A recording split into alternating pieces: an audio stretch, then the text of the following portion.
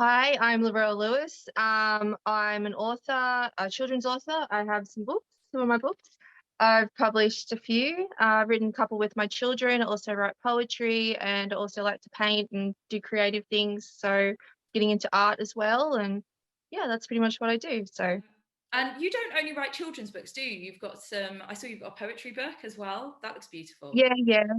Yeah, I've written about 100 poems. I've self-published one poetry book, I think it was this year or last year, Mhm. and I'm just doing the second one now. And my son and I are learning how to format them ourselves. And I like to put photos in with it because like I love taking photos. So for me, it's like I look at it as like not just writing poetry, but I look at it like an art form, like the photos and the words all go together.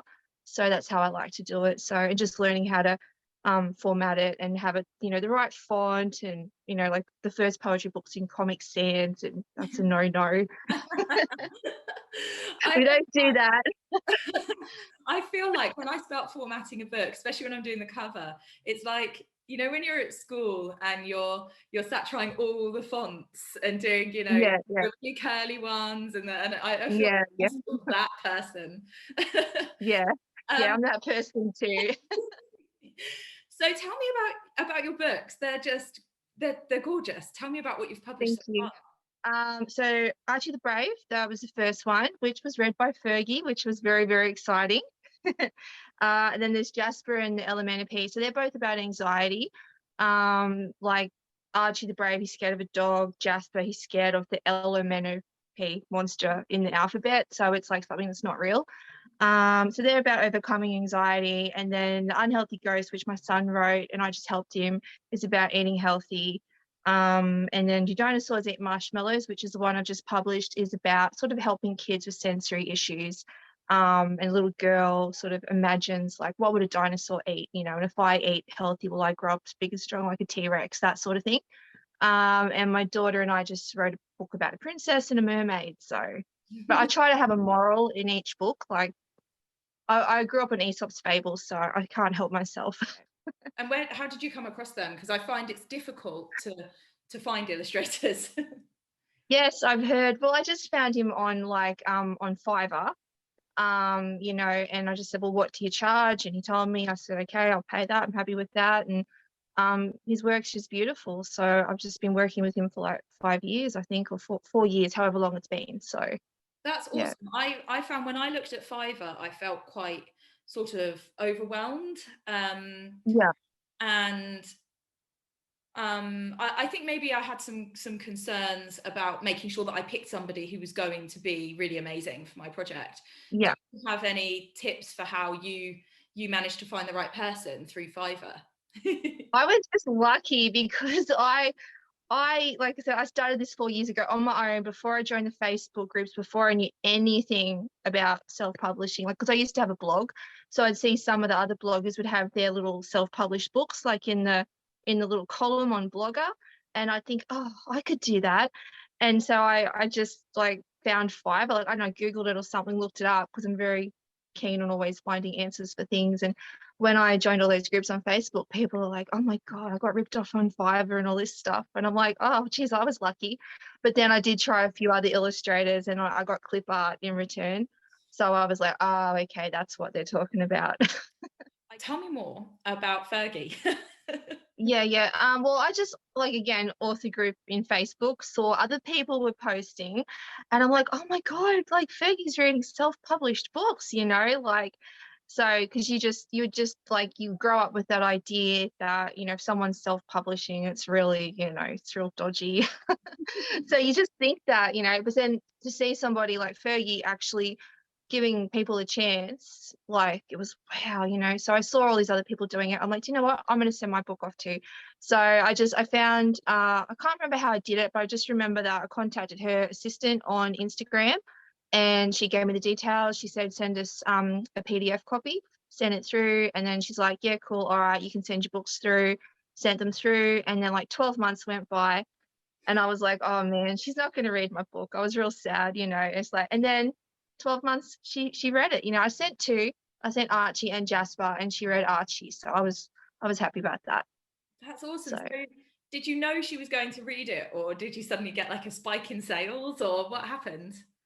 No, well, I actually did know it was funny because like I've got other books and I wanted to send them to her because I thought, oh, maybe they're not right, so I'll send my new books. And I emailed her assistant and said, look, can I send my new books? Because it's been like 12 months and and then she's like, oh no, I'm actually reading Archie tomorrow. And I was like, oh, okay. So that's how I knew. But yeah, apparently like most people they'll just wake up and be like a tag on Instagram. They don't tell you when they're gonna read it. So Wow. And did you have a benefit from it? Aside from it being a really cool thing, was it beneficial for you? oh, look, everybody said that. Everyone's like, oh my God, did you sell so many books? And I'm like, not really. But hey, I got 90, I think it was 94,000 views. So I'm not going to complain about that. I think it was one of the higher viewed books. So Wow. I'm happy. So your sort of painting and photography, aside from including the photography in the books, is that Yeah. something that you do as a business, or is it just something you do creatively, or what does that look like? Oh yeah, no, I'm just really sort of starting to, I suppose, like find out who I am creatively. I've been raising children for 17 years. So my kids are getting older. And I'm sort of just sort of starting to find out who I am, and what I want to write, what I want to do. And I just look at it like as an artistic expression. So it's all very blurry at the moment. Yeah, no, I love that though, and I think there's always an element of that blur, really, because Yeah. creative person, you're drawn to these things. And I mean, I feel the same. My children are 12, 9, and 5. I think. I doubt it now, but you don't have so much creative time, so that's really nice that Yeah. you now can kind of pursue that and see where that goes for you. I love that. I personally, I do think probably a lot of creatives are neurodivergent in some way. I feel like there must be an awful lot of it in the community, of lots of different kinds I of. think so. Yeah, Yeah. I think it. I think it really helps with the sort of the I creative brain. I think it does. Yeah. Like sometimes you think, oh my gosh, but then I'm like, well, if I wasn't the way I was, I wouldn't probably be doing this. I wouldn't be creative. So Yeah, the extra challenges of finding an illustrator and dealing with the quality issues, because mm, on demand is largely set up for not children's books. I think it just makes it so much harder for children's authors to publish. So I don't know. That's why I figure there aren't many. But I can only think of one local to me. I think there's a few in London, and I'm not too far from there. But yeah, it's always good to have that community around you. That's interesting that in Australia, it doesn't seem to be that there's all that many that you're aware of. yeah. Yeah, Interesting. I do know a lady who lives near, a couple of hours away, who's done some self-publishing, but also done the traditional publishing. So, a bit of hybrid and stuff. But she's the only person who I can think of who I know personally who's actually self-published a children's book. I don't know anyone else. So, but also too, like we only just got Amazon like publishing like in Australia like about 12 months ago because I used to have to send away to America to get my books and it wasn't even worth the money like because the postage was so expensive. I'm like, unless I'm ordering heaps and heaps and heaps and heaps of books, but then the postage is so dear. But now I can get them from Australia, so it's kind of makes it worth getting them and then going to markets and selling them and stuff. So, well, that's I don't know. Like for me, I felt like going to a market with one book.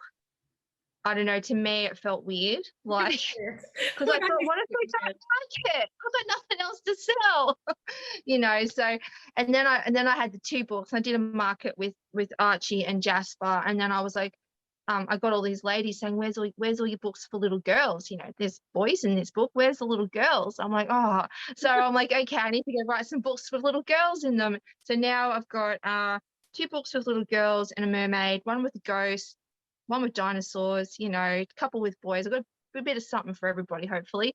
That's awesome. I need to look up your mermaid book. My girls would be all over that. They are mermaid Well, obsessed. it's not quite out yet. We're in the middle of formatting it. It's been so nice to talk to you. It's really interesting. And yeah, I hope to see the Aussie scene just take off. That's right. We'll have to have a convention and you can come to it. Amazing. Thanks so much for talking to me. Awesome. Thank you so much.